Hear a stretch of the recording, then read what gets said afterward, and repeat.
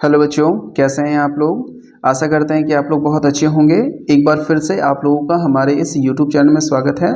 जैसा कि आप लोग जानते हैं, हम लोग क्लास 11 के मॉडल पेपर का सॉल्यूशन देख रहे थे और इससे पहले हम लोगों ने 2 सॉल्यूशन जो है पहले ही कंप्लीट कर दिया है। अगर आप लोग नहीं देखे होंगे तो हमारे चैनल पर आप विजिट कर लीजिए, और अगर वहाँ नहीं जाना चाहते हैं तो इस वीडियो के डिस्क्रिप्शन पे आपको बाकी 2 वीडियो का लिंक मिल जाएगा, आप चाहे तो वहाँ से देख सकते हैं। जैसा इस मॉडल पेपर में दिया हुआ है, आप लोग का एग्ज़ाम ठीक उसी तरह से होने वाला है। अभी आप लोग कुछ दिन पहले ही हाफ ईयरली एग्ज़ाम भी देकर आए होंगे, तो आप लोग को मालूम होना चाहिए कि आप लोग का क्वेश्चन किस तरह से पूछने वाला है। तो चलिए इस सेट को भी हम लोग आगे कंटिन्यू करते हैं, और आशा है कि जितना प्यार आप लोगों ने पहले वाली वीडियो में दिया है उतना ही प्यार इस वीडियो में भी देने वाले हैं। एक और नोटिस बताना चाहते हैं, जो बच्चे क्लास 12th में हैं उन लोगों के लिए कह रहे हैं कि क्लास 12th के लिए हमारी टीम ने एक विशेष तरह का सीरीज स्टार्ट किया है, और इस सीरीज में आप लोग को क्लास 12th के हर एक सब्जेक्ट का सब्जेक्टिव और ऑब्जेक्टिव, जैसा 2025 में एग्जाम होने वाला है वैसा ही सॉल्यूशन कराया जा रहा है। तो हमारे चैनल के साथ बन जाइए, और वीडियो अगर पसंद आता है तो हमारे चैनल से बने हुए रहिए, और आप लोग को हर एक सब्जेक्ट के बारे में डिटेल जानकारी मिलेगा। और जल्दी ही हम लोग सीरीज स्टार्ट करेंगे जिसमें आपका हर एक चैप्टर का line by line detail notes भी होगा, और समझाते हुए हम लोग चलेंगे। ठीक है, तो अभी हम लोग इसका सॉल्यूशन देख लेते हैं मॉडल पेपर का, जो कि क्लास 11 के लिए है। ठीक है ना, देखे होंगे ये आपका वार्षिक परीक्षा के लिए है, मॉडल पेपर है 2024-25 के लिए है, और आज हम लोग जो देखने वाले ये सेट 3 का है। ठीक है, कुछ और बारे में अगर जानते हैं तो क्लास 11 का है, ये हिस्ट्री का है, फुल मार्क्स आपका 40 रहने वाला है, और साथ ही साथ इसमें समय आपको कितना मिलेगा, 1.5 घंटे का समय दिया जाएगा। ये आपका जनरल इंट्रोडक्शन है, आप इसे पढ़ लीजिएगा। आगे बढ़ते हैं क्वेश्चन नंबर 1 पे। पहला क्वेश्चन में बोला है कि मंगोल का प्रिय पशु, है ना, प्रिय पशु कौन था। तो इसका जो आंसर है वो हो जाएगा आपका ऑप्शन नंबर बी, घोड़ा। मंगोलों का प्रिय पशु कौन है, घोड़ा है, यानी ऑप्शन नंबर हो जाएगा आपका बी। क्वेश्चन नंबर आते हैं 2 में। 2 में क्या पूछा गया है, मंगोल साम्राज्य का संस्थापक कौन था। तो इसका आंसर हो जाएगा Changez Khan, option number A. ठीक है, क्वेश्चन नंबर आते हैं 3 पे। चंगेज खान ने अपनी राजधानी कहाँ स्थापित की। तो इनकी जो राजधानी थी वो कारकोरम था, ऑप्शन नंबर सी। और कब स्थापित किया गया था, 13वीं शताब्दी में। कौन सा, 13वीं शताब्दी में। आगे बढ़ते हैं, चंगेज खान की मृत्यु कब हुई थी। तो चंगेज खान की जो मृत्यु है वो 65 वर्ष की उम्र में। कितना वर्ष, याद रखिएगा, कभी कभी सवाल पूछता है कितना वर्ष में हुआ था, 65 वर्ष की उम्र में हुआ था। कब, 1227 में, यानी ऑप्शन नंबर हो जाएगा आपका ए। क्वेश्चन नंबर आते हैं आगे 5 में। मंगोल के आचरण हेतु वास का प्रतिपादन किसने किया था। आचरण माने होता है घूमना, इसके लिए जगह का प्रतिबंध किसने किया था। जाहिर से मंगोल के राजा कौन थे, चंगेज खान थे, तो उन्होंने को ही करना पड़ेगा, यानी ऑप्शन में हो जाएगा बी। ठीक है, चंगेज खान का जो है जन्म है वो कब हुआ था। तो इसका जो जन्म है वो 1162 में हुआ था। ठीक है, ऑप्शन नंबर हो जाएगा आपका ए। और पूरा डेट अगर इसका देखा जाए तो यह है 13 मई 1162। ठीक है ना, 13 मई 1162, 1162। आगे बढ़ते हैं, क्वेश्चन नंबर 7 में है कि चंगेज खान का प्रारंभिक नाम क्या था। तो इनका जो प्रारंभिक नाम है वो तेमुजीन था, ऑप्शन नंबर हो जाएगा आपका बी। क्वेश्चन नंबर आगे बढ़ते हैं, चंगेज खान के पिता किस कबीले के मुखिया थे। तो इसका आंसर हो जाएगा आपका ऑप्शन नंबर बी, कियात। आगे बढ़ते हैं, क्वेश्चन नंबर आते हैं 9 पे। चंगेज खान जो है मंगोलिया का शासक कब बना था। तो इसका आंसर हो जाएगा आपका ऑप्शन नंबर बी, 1206। आगे बढ़ते हैं, क्वेश्चन नंबर 10 पे आते हैं। 10 में लिखा है मंगोल के राजनीतिक और सांस्कृतिक गुरु कौन थे। तो इसका जो आंसर है होगा आपका ऑप्शन नंबर 1। ठीक है, आगे बढ़ते हैं, क्वेश्चन नंबर 11 में बढ़ते हैं। 11 में क्या पूछा गया है कि चंगेज खान की जो विधि थी वो विधि संहिता को क्या कहा जाता है। तो इसका आंसर हो जाएगा आपका ऑप्शन नंबर 1, यास। ठीक है, यहाँ तक कोई दिक्कत नहीं होगा। आगे बढ़ते हैं, मंगोल कहाँ स्थित है, यानी सॉरी मंगोल नहीं, मंगोलिया जो है वो कहाँ स्थित है। तो ये आपका जो है मध्य एशिया में स्थित है। कहाँ पे, मध्य एशिया, यानी ऑप्शन नंबर हो जाएगा आपका सी, यानी 12 का हो गया सी। आगे बढ़ते हैं, जो बर्बर शब्द है ये यूनानी भाषा के किस शब्द से बना है। तो इसका आंसर होगा बारबारोस, है ना, बारबारोस होगा। देखिए ऑप्शन में नहीं है बारबारोस, यानी इसमें आप क्या कीजिए, एक मात्रा दे दीजिए, तो बारबारोस हो जाएगा, यानी ऑप्शन नंबर हो जाएगा बी। याद रखिएगा बारबारोस।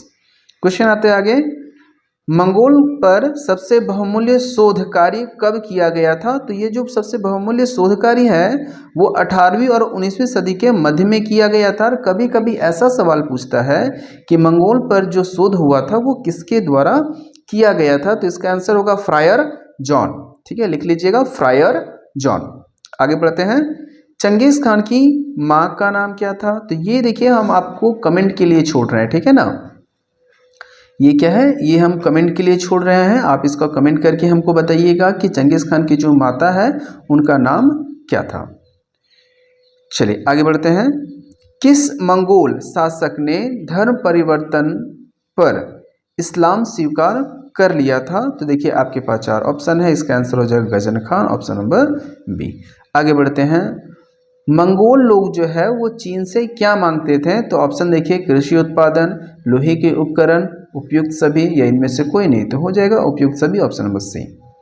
आगे बढ़ते हैं। क्वेश्चन नंबर जो 18 है उसे हम छोड़ेंगे, क्योंकि ये जो सवाल है जो आप लोग को हम यहाँ पे सवाल दिए हैं क्वेश्चन नंबर 15 उसी से रिलेटेड है, इसलिए हम इस सवाल को आपको छोड़ रहे हैं। आप लोग ये दोनों सवाल जो है कमेंट में हमको बताइएगा कि आखिर इसका आंसर क्या होगा।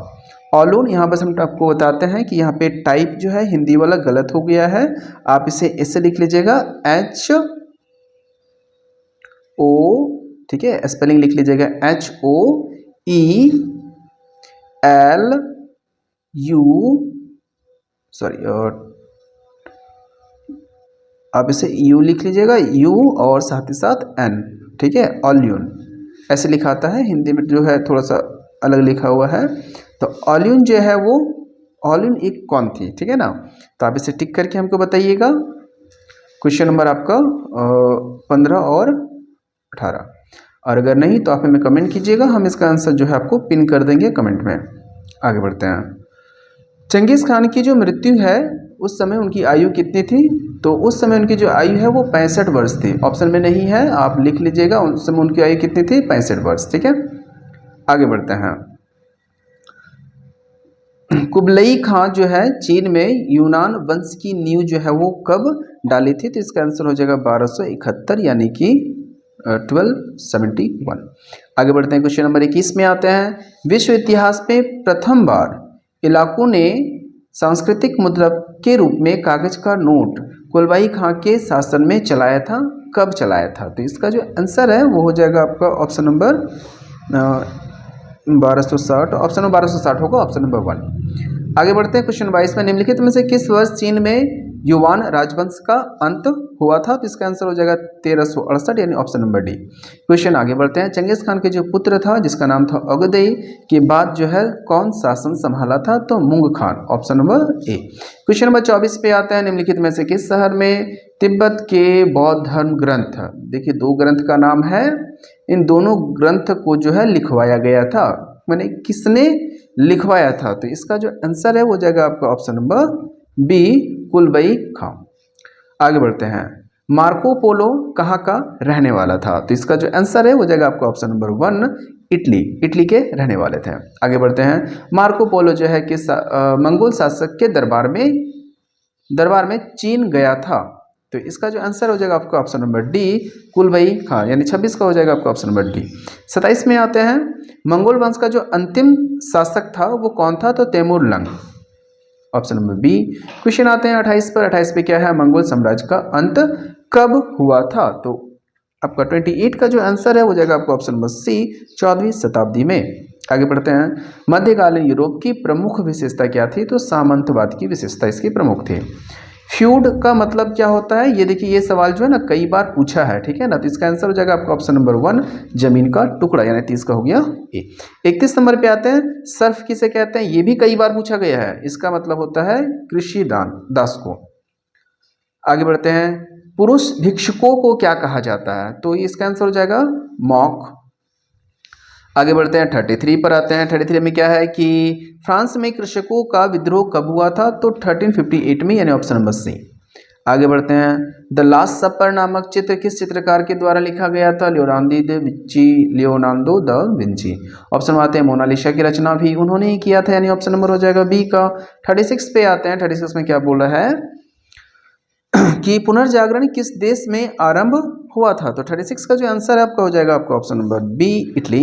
आगे बढ़ते हैं, कैंटरबरी टेल्स की रचना किसने किया था? ये क्वेश्चन भी कई बार पूछा गया है, ठीक है ना। तो इसका जो आंसर हो जाएगा जेफरी चौसर, है ना, जेफरी चासर है, चासर है, आपको स्पेलिंग ठीक कर लेना, जेफरी चासर होगा ऑप्शन नंबर 1। आगे लिखते हैं, क्वेश्चन नंबर 38 पे आते हैं, डिवाइन कॉमेडी किसने लिखा था? ये भी सवाल कई बार पूछा गया है, बोर्ड एग्जाम में जो है ना क्लियरली पूछता है। तो डिवाइन कॉमेडी किसने लिखा था? दांते ने लिखा था, ठीक है। आगे बढ़ते हैं, लूथर ने बाइबल का जर्मन अनुवाद कब किया था? तो इसका आंसर होगा 1534 में।